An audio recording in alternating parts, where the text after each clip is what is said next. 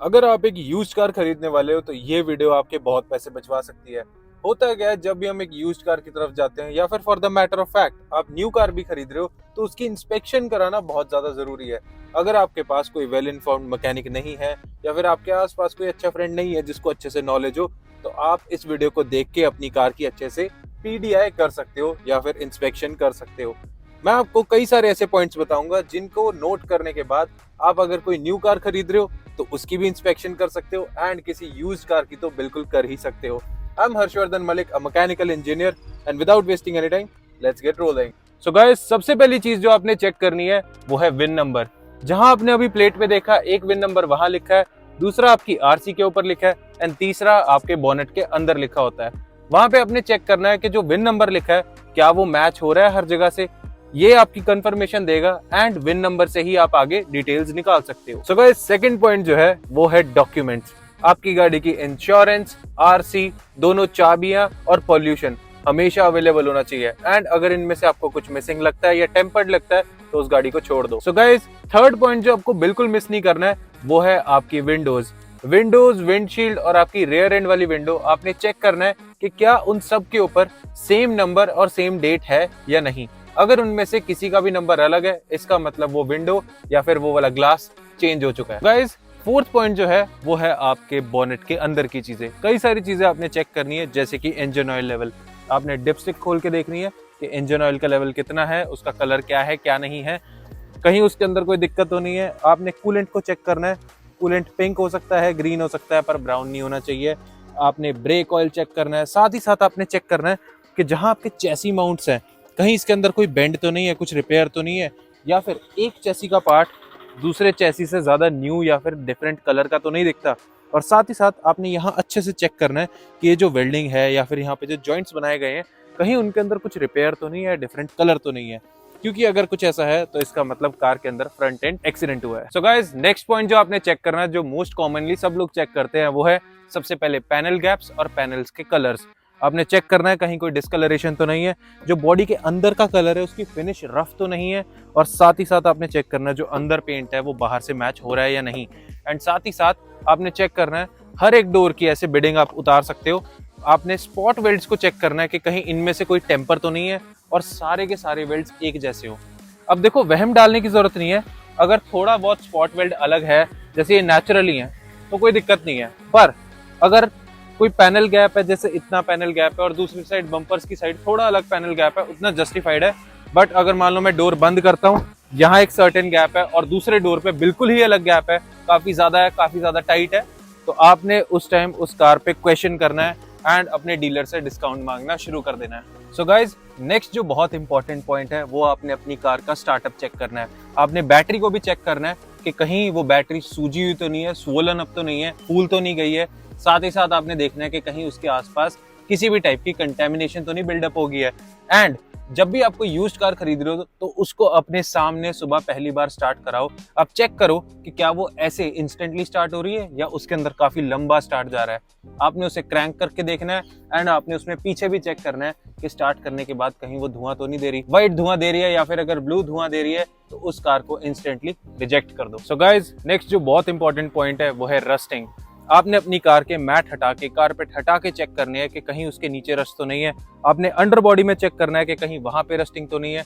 Bolts को check करना है, डैशबोर्ड के अंदर चेक करना है, बोनेट के अंदर चेक करना है, और साथ ही साथ बूट को खोल के भी देखना है कि किसी भी टाइप के रस्टिंग के साइंस तो नहीं है। अगर थोड़ा बहुत रस्ट है तो इट्स जस्टिफाइड, अगर आपकी कार ज्यादा पुरानी है तो। अगर बिल्कुल न्यू कार है तो किसी भी टाइप का रस्ट बिल्कुल जस्टिफाइड नहीं है। एंड एक और चीज का आपने ध्यान रखना है, अगर आपको कार में कहीं भी फ्लडिंग के साइन दिखते हैं, ऐसा दिखता है कि वाटर डैमेज का कुछ भी चांस है, डाउट है आपको, तो प्लीज उस कार को वहीं रिजेक्ट कर दो। So guys, next important point जो है आपके इंस्पेक्शन के लिए वो है आपके टायर्स। टायर्स में आपने ये डेट चेक करनी है। आपके हर एक टायर के ऊपर डेट लिखी होगी। 0123 का मतलब है फर्स्ट वीक ऑफ 2023। आपने उस हिसाब से अपना टायर चेक करना है। चारों टायर्स के ऊपर सेम डेट होनी चाहिए, अगर अलग भी है तो सारे आसपास मैच होने चाहिए। एंड सबका ट्रेड चेक करना है आपने, ट्रेड उनका इनफ है या नहीं है। अगर उसका ट्रेड काफी ज्यादा कम है किसी टायर का, या फिर कोई टायर ज्यादा डैमेज लगता है आपको, यूज्ड कार में आप डिस्काउंट मांग सकते हो, लेकिन अगर न्यू कार है तो ये बिल्कुल एक्सेप्टेबल नहीं है, आपको गाड़ी दूसरी मांगनी है या चारों टायर बिल्कुल सेम मांगनी है। सो गाइस, अब जो आपको मैं आगे पॉइंट्स बता रहा हूँ वो आपको क्योंकि ड्राइविंग में पता चलेंगे। तो सबसे पहली चीज जो आपने नोटिस करनी है वो है गाड़ी की शिफ्टिंग। अगर ऑटोमेटिक कार है तो आपने वैसे शिफ्ट्स को ऑब्जर्व करना है, हाई शिफ्टिंग करके देखनी है, मैनुअल पे लगा के भी शिफ्ट करके देखना है कि क्या वो सही से शिफ्ट हो रही है या उसमें लैग आ रहा है या कुछ झटके तो नहीं लग रहे। एंड जो आपकी मैनुअल कार है उसमें आपने क्लच को प्रेस करके देखना है, क्या क्लच बहुत ज्यादा हैवी है, बहुत ज्यादा लाइट है, उसके वजह से कहीं आपके गियर में कुछ अटकन तो नहीं आ रही। उन सारी चीजों को आपने ऑब्जर्व करना है। गियर का थोड़ा बहुत अटकना इज ओके, बट अगर वो बहुत ज्यादा फंस रहा है, आपसे गियर लग नहीं रहा है सही से, तो फिर आप उस कार को अवॉइड करो। एंड बाकी जो चीजें आपने देखनी है गाड़ी चलाते टाइम वो है सबसे पहले इसकी अलाइनमेंट। देखो बेसिक सी अलाइनमेंट आउट होती है तो वो आप ठीक करा सकते हो, नॉट अ बिग डील। पर कई बार ऐसा होता है कि स्टीयरिंग की जो रेशियो है वो खराब हो चुकी होती है ड्यू टू सम एक्सीडेंट, इसलिए बिल्कुल टेढ़ा स्टीयरिंग करके ही गाड़ी सीधी चल रही है या फिर इधर उधर भाग रही है। आपने कार तेज भी चला के देखनी है, स्लो भी चला के देखनी है। अगर उसके सस्पेंशन चेंज हुए हैं एंड उनको सही से ट्यून नहीं किया है तो आप नोटिस करोगे कि अप टू 120 के बाद वो गाड़ी या तो पीछे से टेल छोड़ने लगेगी या फिर उसमें काफी ज्यादा अंडर स्टीयर देखने को मिलेगा। जो आपने सस्पेंशन में एक और चीज चेक करनी है कि छोटे मोटे खड्डे में जाके कहीं बहुत जोर जोर से क्रैकिंग आवाज तो नहीं आ रही, बहुत जोर से कहीं डग डग की आवाज होने आ रही है या फिर कंटिन्यूअसली किसी टाइप की रैटल तो नहीं है। अगर ऐसी कोई रैटल आती है तो आप उस कार से थोड़ा सा अवॉइड कर सकते हो क्योंकि उसमें सस्पेंशन का काम होने वाला है। So guys, last but not the least, आपने सारे इंडिकेटर्स, लाइट, हर एक चीज को चला के देखना है। न्यू कार है तो भी चला के देखना है, कई बार ऐसा होता है बैटरी का कोई इशू हो या फिर किसी टाइप का बल्ब खराब मिल सकता है आपको। एंड आपने ब्रेक्स चेक करनी है कार की।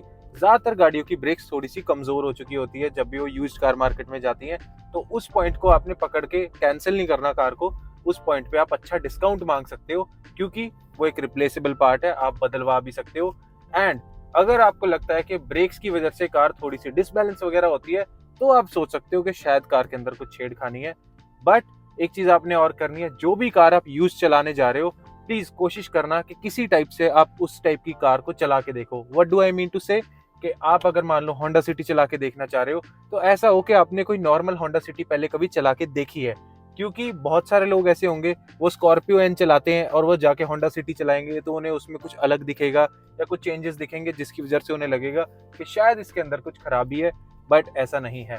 तो गाइज यही था इस वीडियो के अंदर। अगर आपको ये वीडियो अच्छी लगी then make sure you subscribe the channel. मैंने नोटिस किया आपने मेरी क्रेटा वाली वीडियो को भी पसंद किया, विच मीन्स आपको एवरग्रीन टॉपिक्स देखना भी पसंद है, इसलिए मैंने ये वीडियो बनाई। आप इस वीडियो को देख के कभी भी पीडीआई कर सकते हो, बीट आज करो चाहे आप 10 साल बाद करो, एंड चाहे कोई इलेक्ट्रिक कार की करो चाहे किसी डीजल कार की करो। अगर आपको इससे कुछ भी इंफॉर्मेशन मिली तो प्लीज लाइक करो एंड कमेंट सेक्शन में मुझे जरूर बताना। मिलते हैं आपसे अगले Friday and Tuesday. See you in the next one. Until then stay smart. बहुत बेटे चुप चाप, क्या घंटे का इंसाफ, देश कैसे होगा साफ, इनकी नियत में है दाग, सिर्फ करते रहेंगे बात, अलग शक्ल वही।